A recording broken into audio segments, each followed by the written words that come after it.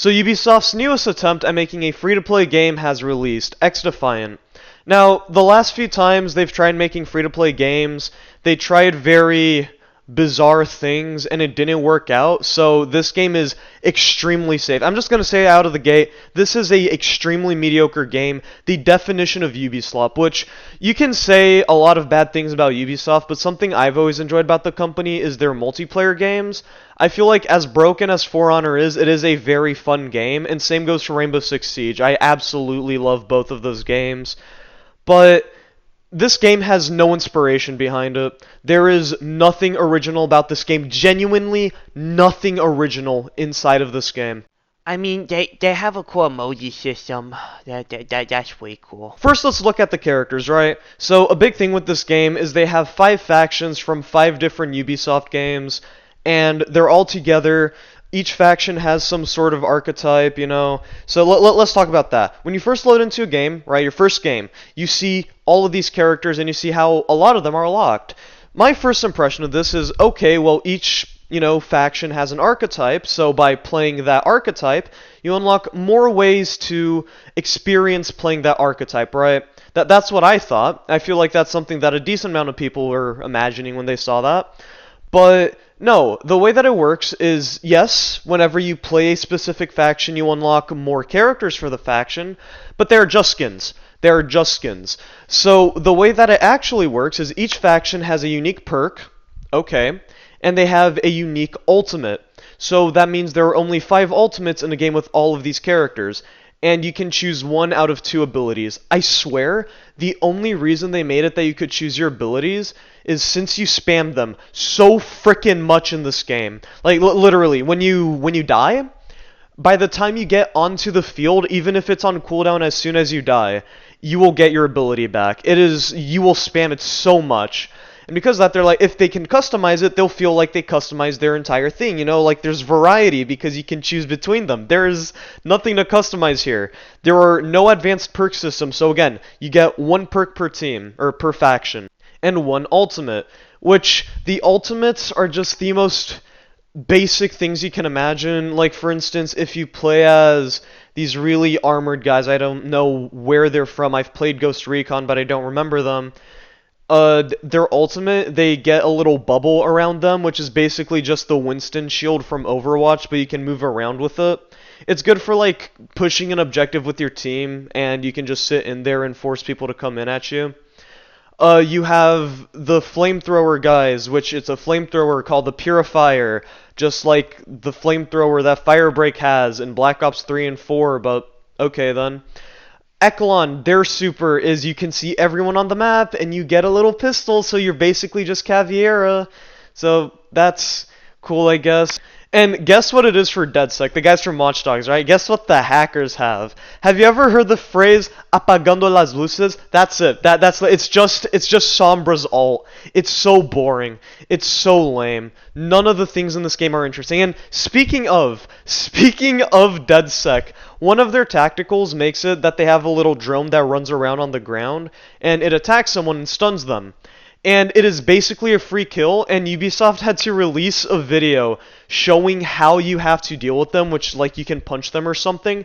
They are literally just copied from Black Ops 4, which a lot of the stuff in this game is from the later Black Ops games, I must say. In Black Ops 4, they had this little drone that, there was like a sniper guy in the game, and he had a drone that would go to the nearest enemy and stun them. The only difference is, in that game, you didn't have to sacrifice punching.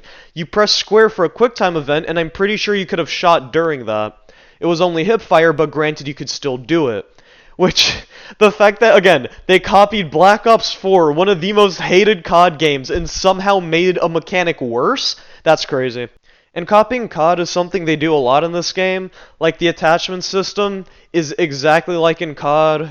Like, it's the new gunsmith system, but butchered, so you have, like, 8 attachments that you can put for every slot, but it does the whole, decreases ADS, but bonus to this stat. It's exactly the same, but worse.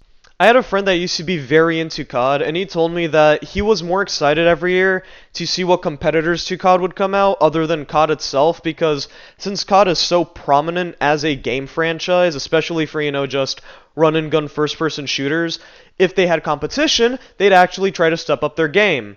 And this game is very clearly trying to compete with COD, and they missed the mark. I'd say simply by this game existing, they are making COD look better. Because again, like the attachment system, same as COD, but just less variety with the same amount of quality. Worse, even. And I say worse because all of the guns in this game feel the exact same as well. There is a very small selection of weapons. None of the weapons are crazy, The only thing is the shotguns. They have a pump action that has very slow fire rate, but if you hit your target, they are dead. You have a double barrel with a higher, fire rate, but it's a double barrel. I don't even have to explain the downside. And the spray and pray gun for if you're playing with a gyro or some shit. The only difference between guns is like this one's meant for slightly closer, farther range, because the recoil in this game isn't, the kind of recoil where you can control it by moving your joystick up and down and around. Like you can kind of do it, but it's not like Rainbow Six Siege. It's the kind of recoil where it makes your reticle just fly around the map, so you can't control it, therefore forcing the weapon to be for closer range. It's very dumb. Keep in mind that this game is made by Ubisoft and is free to play, right? Of course this game's going to have the worst monetization system humanly possible. So first of all, before you even get to your characters and loadouts, it brings you past the Battle Pass. And the Battle Pass isn't, the normal one where you go over to the menu and it shows you the Battle Pass and then the corner is like press square to buy the premium. No. You go in, your button automatically hovers over Purchase Premium Battle Pass. You have to click a separate button to actually look at the Battle Pass. And the Battle Pass is horrible. I swear, like, half of the entire Battle Pass is just flat color reskins for a singular weapon. And most of the time in Battle Pass, they will have just junk that no one cares about, like, calling cards or emblems or stickers or whatever. But half of the Battle Pass doesn't exist because, the classic is 100 tiers in the Battle Pass. This Battle Pass has 50. So on top of 50, 99% of it is just worthless junk. And the thing is, too, right? Normally with the Battle Pass, you'll have the first tier has something to hook you in. Like, okay, even if I don't get through the entire Battle Pass, the first thing I get is pretty neat. I'll get it, and then I'll just play through the rest of the Battle Pass. Maybe have something cool, in the middle or slightly later or earlier in the Battle Pass, so you get motivated to keep on going. In the end, has something like super crazy. The beginning of this Battle Pass has a skin for a woman where her entire outfit is black. It's a deadsec character, which we'll get to deadsec later. She has an outfit where her outfit's completely black, as opposed to a very dark purple in her defaults, and she then has another skin later on where it's like leather brown. It's so dumb.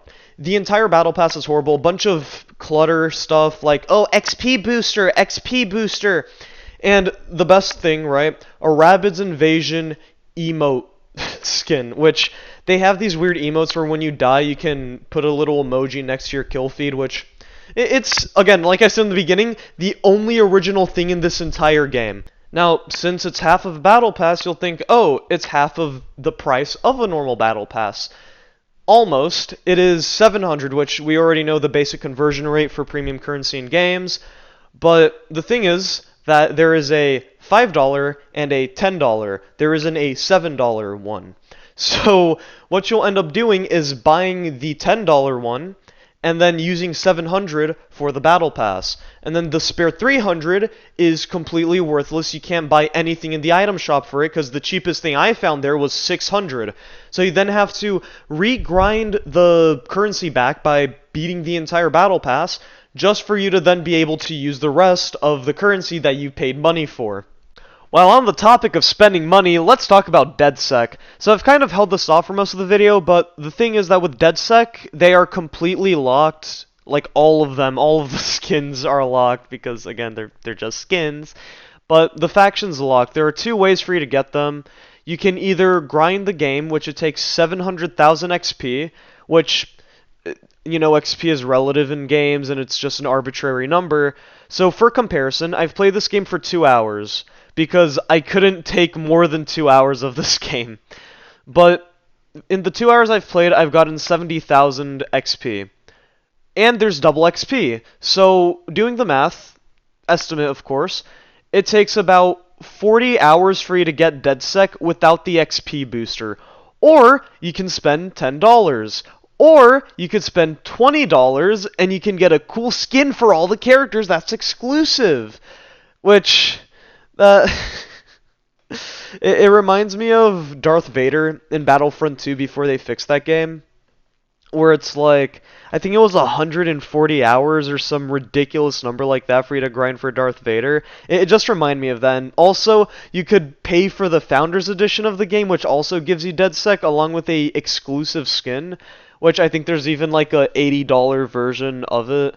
Which this game also made me realize, with AAA games and indie games, right? The only thing that AAA games used to have above indie games was like, oh, bigger budget, so better graphics and, maybe better support for servers, and it's a maybe because goddamn. Oh, also, almost forgot to mention, the first day this game came out, the servers just flat out didn't work. I streamed the game and I sat there for 20 minutes trying to find a match, but the servers didn't work, and they didn't even have like a servers are under maintenance, so you could queue up and just sit there for 40 hours. It was great.